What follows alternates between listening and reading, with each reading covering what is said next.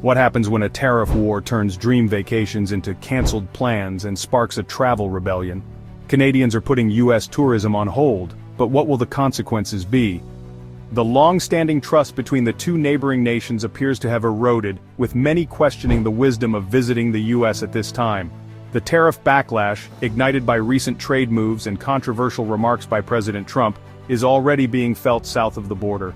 Airline bookings for U.S.-bound trips have reportedly dropped by about 40% compared to the previous year. Meanwhile, patriotic slogans have begun to echo across social media, as many Canadians proudly proclaim, "We're not going to America, we're not spending our money there, it's Canada first." One prominent example of this sentiment is Michelle Porter, a Canadian traveler who had meticulously planned a 2-week vacation to Florida for herself and 6 family members. Her itinerary had included flights, accommodations, and tickets for Disney World, a vacation many had dreamed about. However, following the announcement of the new tariffs and the accompanying threats from President Trump, Porter decided to cancel the entire trip. Although her travel insurance reimbursed most of the cost, she still incurred a loss of approximately $1,300 in US dollars. In her statement she noted, "I have no regrets. As Canadians we must stand together. I want to teach my children that our country comes first." Her decision to cancel is not an isolated incident but rather reflects the choices of millions who now refuse to support U.S. tourism under the current political climate. This boycott is not merely about canceling vacations, it represents a powerful, collective response against economic policies that many perceive as unjust. With several major destinations in the United States already feeling the financial impact, Canadian patriotism is on the rise. Analysts suggest that this backlash could cost the U.S. billions of dollars and potentially reshape the North American tourism landscape for the foreseeable future. As observers are encouraged to subscribe for future updates on this evolving story, the narrative continues to unfold with significant implications. The controversy erupted when President Trump announced plans to impose a 25% tariff on most Canadian goods, while specific products such as oil, gas, and electricity were to be taxed at a reduced rate of 10%. This move was introduced as part of a broader trade dispute involving Canada, Mexico, and China. Originally, these tariffs were scheduled to take effect on February 4, 2025, but last-minute negotiations between Trump and Canadian Prime Minister Justin Trudeau resulted in a temporary 30-day pause. Despite this pause, tensions remained high as the public and political leaders continued to react. Matters escalated further when President Trump made provocative comments suggesting that Canada might one day be relegated to the status of the 51st state. Such remarks, intended to unsettle diplomatic relations, only deepened the rift between the nations. In a swift countermeasure, Prime Minister Trudeau imposed retaliatory tariffs of 25% on U.S. goods on February 3, 2025. These retaliatory tariffs targeted a broad array of products, including dairy items from Wisconsin, oranges grown in Florida, and bourbon distilled in Kentucky. In a measured 13-minute televised address, Trudeau urged all Canadians to choose Canada and to reconsider any plans to travel to the United States. He explained that every Canadian could contribute to the nation's well-being by ensuring that their purchases supported local businesses, whether by checking labels at the supermarket for Canadian-made products, by opting for Canadian rye instead of Kentucky bourbon, or even by foregoing Florida orange juice. Trudeau further suggested that Canadians use their summer vacations to explore the vast national parks, historical sites, and tourist attractions within their own country, a message that resonated deeply with many citizens. David Icke, the Premier of British Columbia, echoed Trudeau's sentiments by stressing that Canadians should consider the broader economic implications of their spending habits. He noted that every dollar spent in the United States could potentially contribute to further economic harm against Canada. His remarks, alongside those of Trudeau, have fueled a wave of national pride that is visible on social media platforms. Canadians are sharing their personal stories of cancelled trips and rebooked vacations, choosing domestic or alternative international destinations over the United States. A recent poll conducted by Narrative Research in the Maritime Provinces revealed that 62% of respondents now plan to travel less to the United States in the coming year, a substantial increase from 37% reported in December 2024. The reasons behind this shift are multifaceted. 54% of respondents cited dissatisfaction with President Trump's leadership, while 35% mentioned safety concerns that include fears of violence, crime, and the prevalent gun culture in the United States. An additional 35% expressed their intent to financially boycott U.S. goods as a protest against Trump's economic policies. These figures illustrate how deeply the political and economic climate is influencing travel decisions. The travel industry is already feeling the effects of these shifting patterns. Flight Centre, the largest travel agency in Canada, reported a significant surge in cancellations for trips to the United States.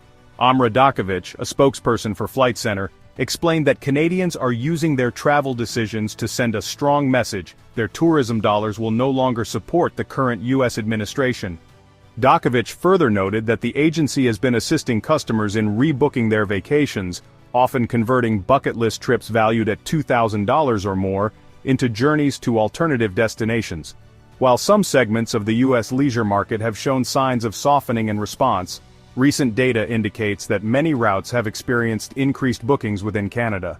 In fact, it is estimated that up to 75% of the peak summer capacity for flights may soon be allocated to domestic travel rather than international trips. At the same time, Canadian airlines are considering the potential to attract more American tourists. Fluctuations in the exchange rate have made Canada an appealing destination for visitors from the United States.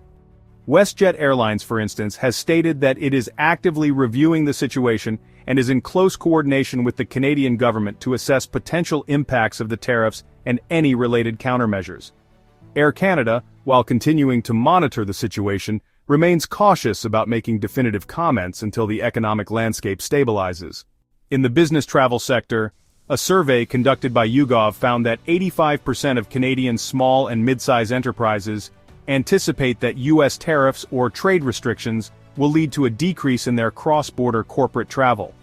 Moreover, more than one-third of these businesses are already exploring new markets, a trend that could signal a significant shift in North American business dynamics in the near term. The dispute has also sparked vigorous debates about personal values and political stances among Canadian travelers. For example, an Ottawa-based artist canceled her planned trip to the United States purely as a matter of principle, a decision that reflects the broader wave of consumer activism sweeping the nation. Similarly, a 52-year-old high school teacher from Port Dover, Ontario, recounted how his family's long-anticipated vacation to Tennessee was scrapped after thoughtful discussions with friends and neighbors. The rhetoric about tariffs, the mockery of our Prime Minister, and the talk of Canada becoming the 51st state just made it impossible for us to go, he explained. His story is echoed by many others, highlighting how deeply the current policies have penetrated public sentiment. Christine Gurr, the founder of Maple Leaf Tours in Kingston, Ontario, reported that her business has already suffered a 30% drop in bookings for U.S. travel packages. Popular destinations such as Nashville, Washington, and Myrtle Beach, South Carolina are now seeing fewer Canadian visitors. On several online forums and social media channels, one Reddit user noted that after canceling a planned cruise to Hawaii, many Canadians have decided that their financial support should only be directed toward destinations that reflect their values and priorities. As the temporary 30-day tariff pause nears its end, all eyes are on Washington and Ottawa. Observers and analysts are keenly watching to see whether cooler heads will prevail, leading to a resolution that restores normal travel patterns, or whether the dispute will escalate further. There is growing concern that the long-term effects on travel and economic ties between the two nations could be profound, potentially reshaping the entire landscape of North American tourism for years to come. Whatever the eventual outcome, this situation clearly demonstrates the significant power of consumer choice in international relations, as millions of Canadians make their voices heard simply by deciding where to spend their money. Meanwhile, President Trump's decision to impose tariffs on American allies and rivals has triggered swift and coordinated retaliatory measures across multiple nations. Over the past weekend, Canada announced its own tariffs, Mexico issued stern warnings of similar actions, and China vowed to take its case to the World Trade Organization. The pressure on the White House to respond has mounted, prompting a doubling down on its policies. Trump's sweeping tariffs, affecting Canada, Mexico, and China, have sparked what many are calling an unprecedented global backlash.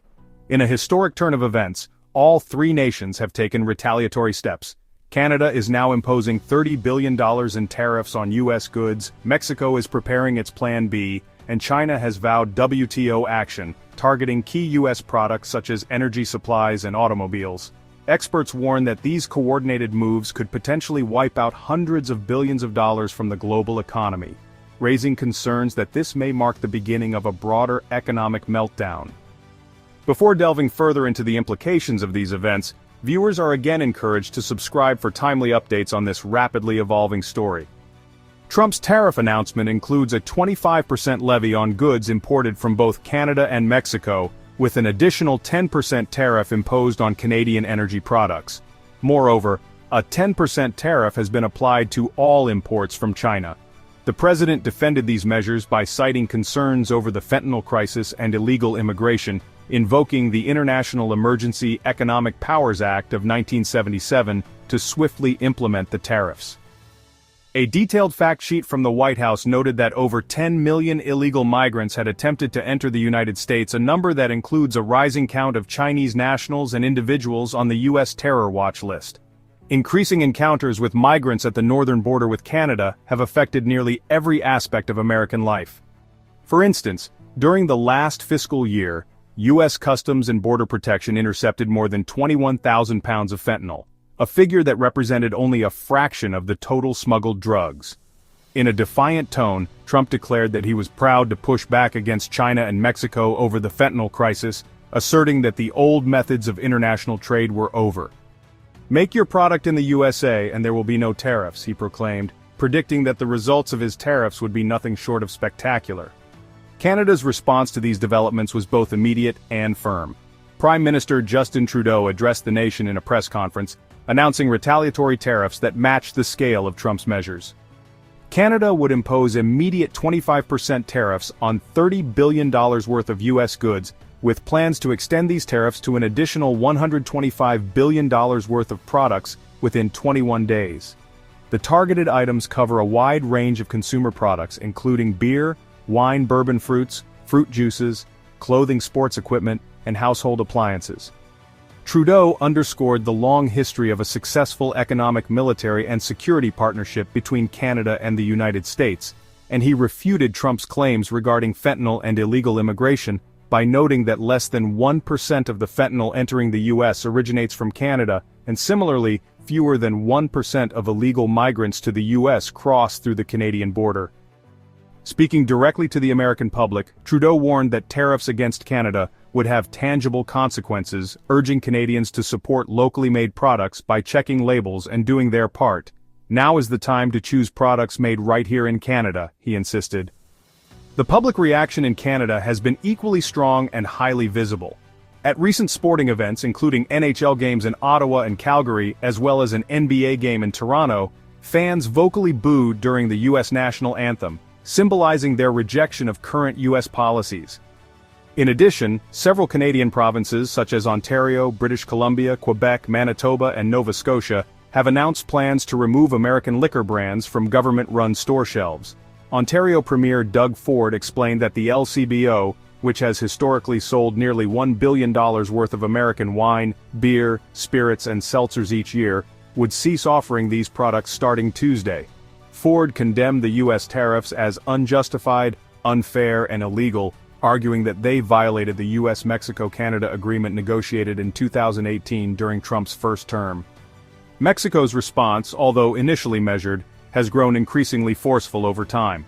President Claudia Sheinbaum rejected U.S. accusations of cartel alliances with decisive language, categorically dismissing what she described as White House slander against the Mexican government. She announced the implementation of Plan B, a set of retaliatory measures that, while not yet fully detailed, promised to counteract the U.S. tariffs. In her statement, Bal called for a public health approach to address the fentanyl crisis, suggesting that both Mexico and the U.S. should form teams of experts to tackle the issue collaboratively. She also highlighted the potentially severe impact of the tariffs on Mexican industries and workers, particularly in the automotive and agricultural sectors. Economy Minister Marcelo Ebrard took to social media to emphasize that Trump's tariffs were a flagrant violation of the U.S.-Mexico-Canada agreement, reassuring citizens that Plan B was well underway and asserting confidently that we will win.